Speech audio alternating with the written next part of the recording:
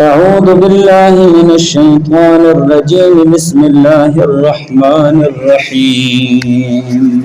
قل إن الموت الذي تفرون منه فإنه ملاقيكم ثم تردون إلى عالم الغيب والشهادة فينبئكم بما كنتم تعملون. صدق الله العلي العظيم. عن أبي هريرة رضي الله تعالى عنه عن النبي صلى الله عليه وآله وسلم قال: أكثر عذاب القبر من البول، أو كما قال رسول الله صلى الله عليه وآله وسلم.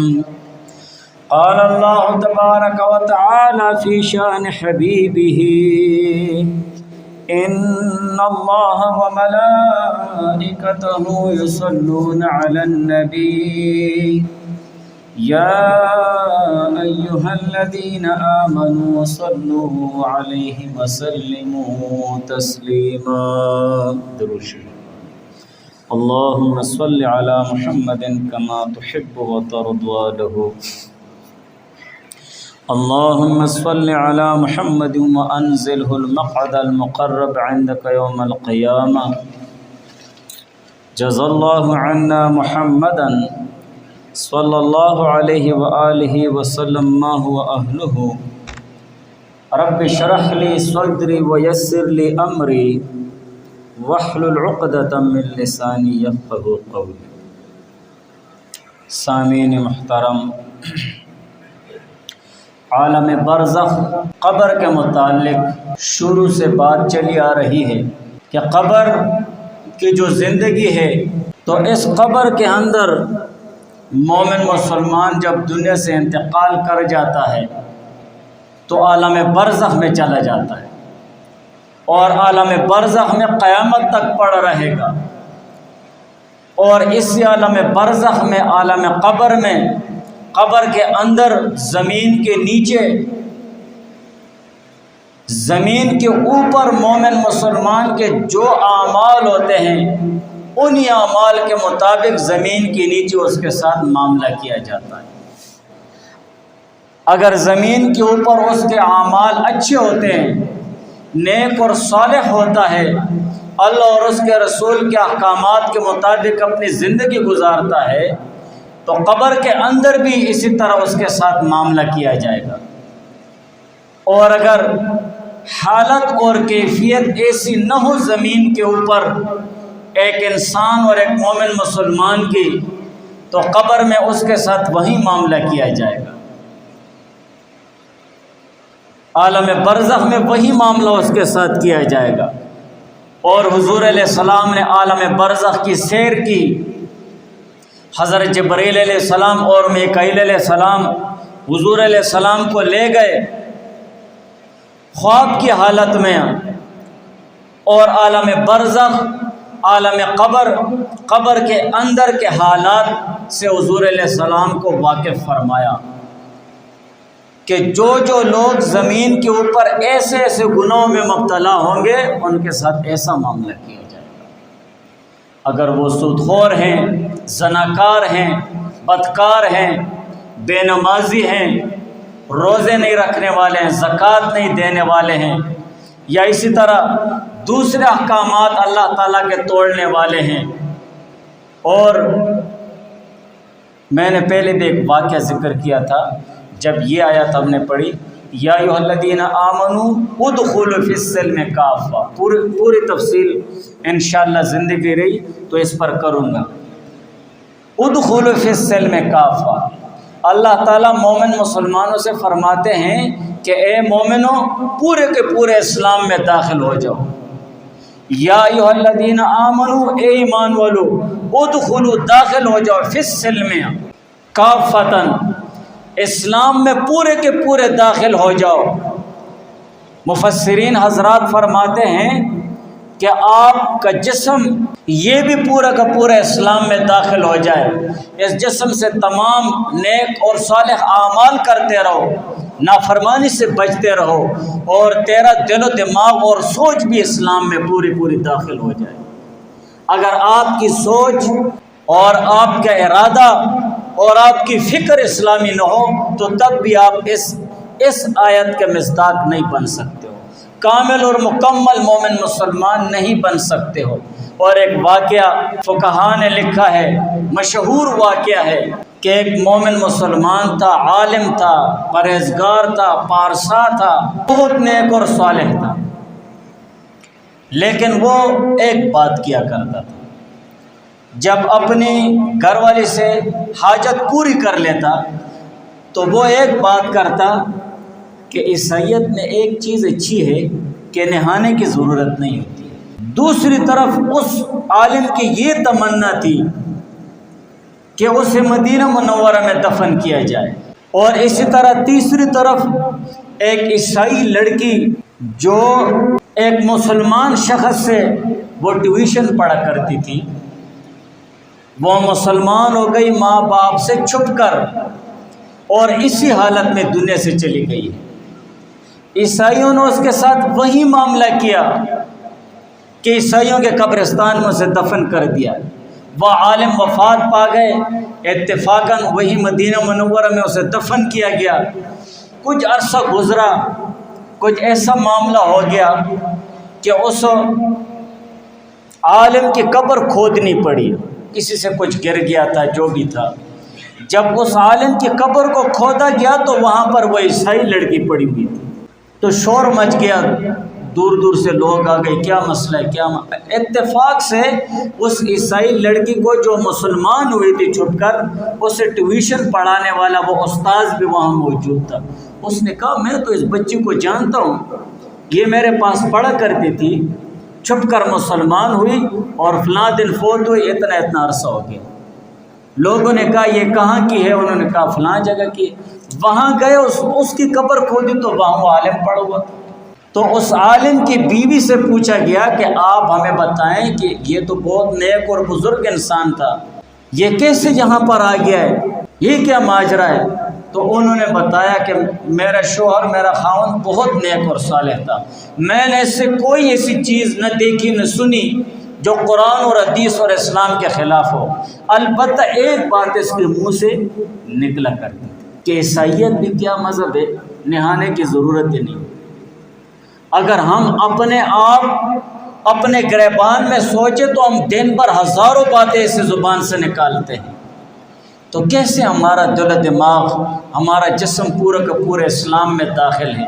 پھر ہمارے ساتھ کون سا معاملہ ہوگا جب اتنے بڑے عالم، نیک، بزرگ انسان ہیں، جس کی بزرگی اور جس کے نیک اور صالح ہونے کی گواہی سارے لوگ دے رہے ہیں، لیکن قبر کی حالت تو کس کو پتہ تھی؟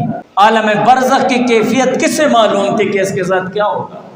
اور اسے کیا معلوم تھا کہ میرے زبان سے جو نکل رہا ہے اس کا مجھے کیا صلہ ملا کہ قبر کے اندر؟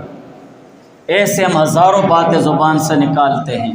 تو مقصد یہ ہے کہ قبر کے اندر عالم برزخ وہ معاملہ پھر بدل جاتا ہے، اور سب سے زیادہ تکلیف دینے والی چیز قبر کے اندر وہ یہی ہے کہ اس عالم برزخ میں قیامت تک پڑا رہے گا۔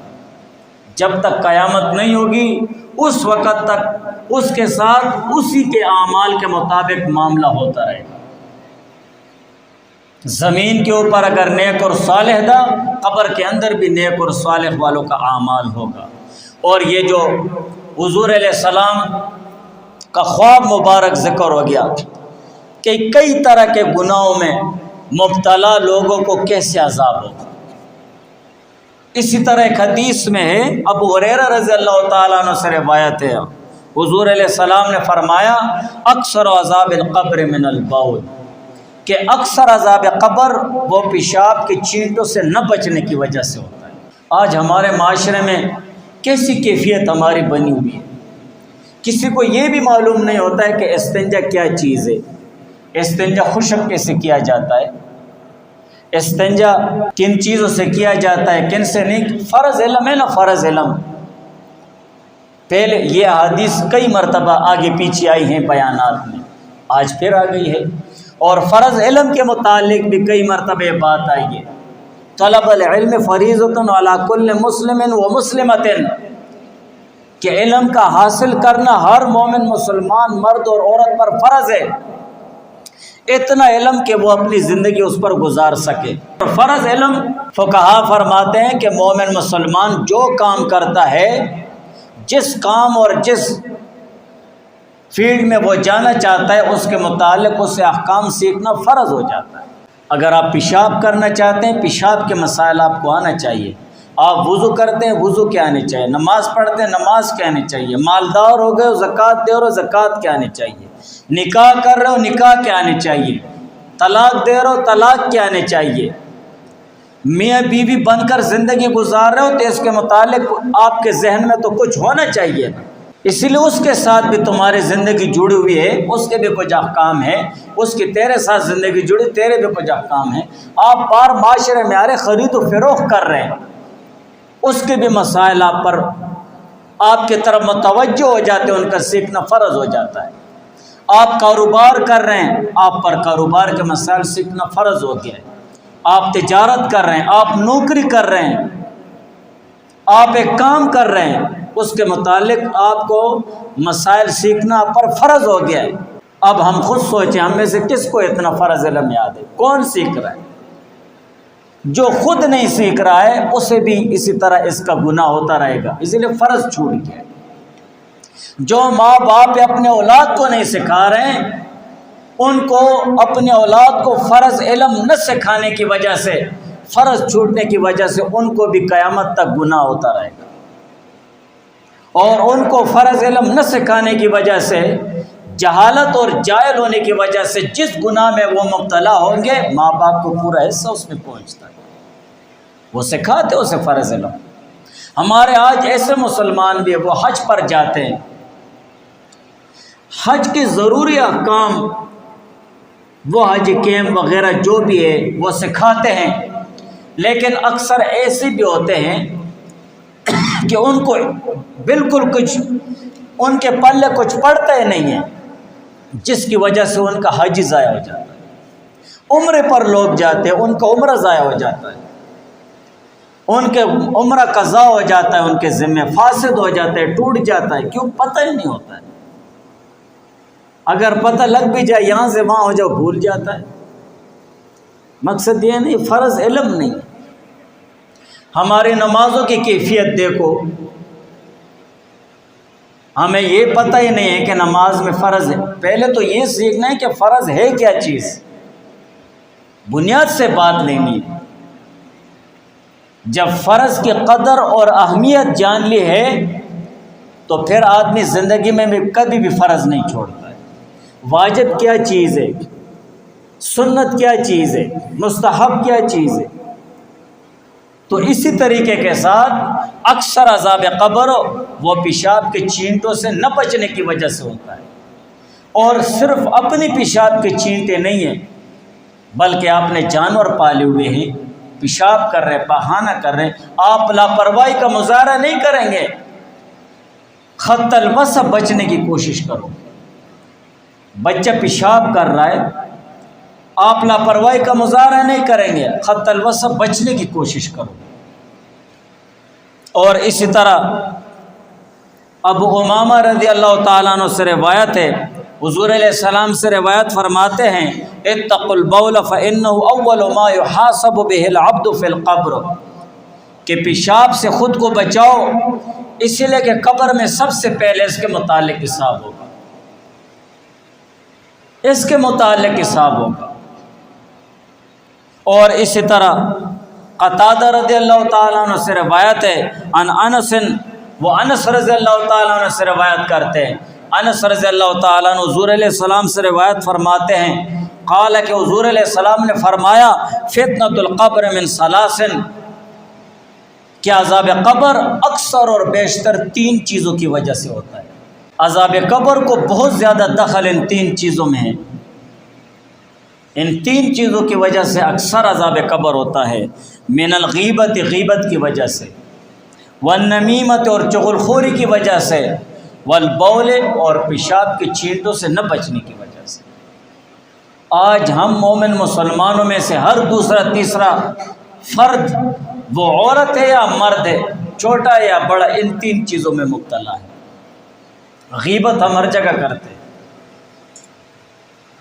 ہر طرح کی، بلکہ میں کبھی کبھی سوچتا ہوں، ہم بھی بیٹھتے ہیں مجلسوں میں، نہیں کہ نہیں بیٹھتے، کہ ہماری مجلسیں ایسی ہیں کہ غیبت اس میں نہیں ہوتی ہے، اس میں ساری تہمتیں ہوتی ہیں۔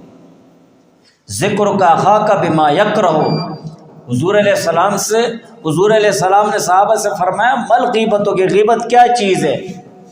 حضور علیہ السلام نے فرمایا ذکر کا اخاک بما یکرہ، اپنے مسلمان بھائی کا اس کے پیٹھ پیچھے ایسی باتوں کے ساتھ تذکرہ کرنا کہ وہ ان کو ناپسند کرتا ہو۔ پھر صحابہ نے عرض کیا اگر وہ چیزیں اس میں موجود ہوں، وہ باتیں، حضور علیہ السلام نے فرمایا اگر اس میں موجود ہو اور تم اس کا تذکرہ کرو اور وہ اس کو ناپسند کرے تو یہ تو غیبت ہوگی ہے، اگر اس میں موجود نہ ہو فقط بحد ہو، تو پھر تو آپ نے اس پر تہمت لگائی۔ ہم جتنی باتیں کرتے ہیں اس 100 باتوں میں سے 10 باتیں غیبت کی ہوتی ہے، 90 باتیں وہ تہمت کی ہوتی ہیں۔ اس غریب میں وہ چیز ہوتی ہی نہیں، ہم کہتے ہیں اس میں یہ بھی ہے، اس میں یہ بھی ہے، اس میں یہ بھی ہے، اس میں یہ بھی ہے۔ پھر تہمت کی سزا وہ غیبت سے بھی بڑھ جاتی ہے، اور چغلخوری کا تو کوئی انتہا ہی نہیں ہے۔ ہمیں بھی چغلخوریاں ہوتی رہتی ہیں، کیوں نہیں ہوتی؟ گھروں میں اکثر یہی ماحول ہوتا ہے نا، بیویاں زیادہ چغلیاں مارتی ہیں، لیکن چلو ان کی سنی سنائی اگر سن بھی لی ہے تو اس پر عمل نہیں کرنا چاہیے۔ عمل کرنا یہ مرد کی کمزوری ہوتی ہے، نہیں اس کو سن لو کہ ٹھیک ہے، صحیح ہے، آپ نے بتا دیا ہے، آپ کا دل کا حال ہلکا ہو گیا ہے، کبھی کبھی اسے ٹوک بھی دیا کرو۔ ہمارے گھروں میں یہ چیز عام ہے، چغلخوری، اور یہ چغلخوری غیبت سے بھی سخت ہے، اس لیے کہ اس سے گھر بھی برباد ہو جاتے ہیں۔ قرآن میں اللہ تعالیٰ فرماتے ہیں فَإِن جَاءَكُمْ فَاسِقٌ بِنَبَإٍ فَتَبَيَّنُوا، اگر ایک گناہ گار شخص تیرے پاس کوئی خبر لے کر آئے، فَتَبَيَّنُوا، اس کی تحقیق کر لو، اس کی صحیح تحقیق کرو۔ یہ نہیں آیا کہ ایک گناہ گار شخص تیرے پاس کسی کی خبر لے آئے تو آپ اس پر عمل کرنے لگ جائیں، آپ رد عمل نہیں دکھائیں گے۔ قرآن نے بتایا آپ تحقیق کرو کہ اس کے بعد کتنے درجے تک صحیح ہے، اس کے بعد رد عمل جو قرآن اور حدیث کے مطابق وہ کرو۔ ہمارا رد عمل کیا ہوتا ہے؟ کوئی اپنی طرف سے مار دیتا ہے نا شوشہ، پھر وہ اپنا رد عمل دکھا دیتا ہے، پھر کہنے والا کہتا ہے یار میں تو مذاق کرنا ہے، تو اتنا جذباتی ہو گیا ہے، تو دونوں غلطی کر جاتے ہیں۔ رد عمل مت دکھاؤ اپنا۔ یہ افسازیوں میں اس آیت کی تفسیر کریں گے انشاءاللہ۔ فَإِن جَاءَكُمْ فَاسِقٌ، بہرحال یہ تین چیزیں ان کو بہت بڑا دخل ہے عذاب قبر میں۔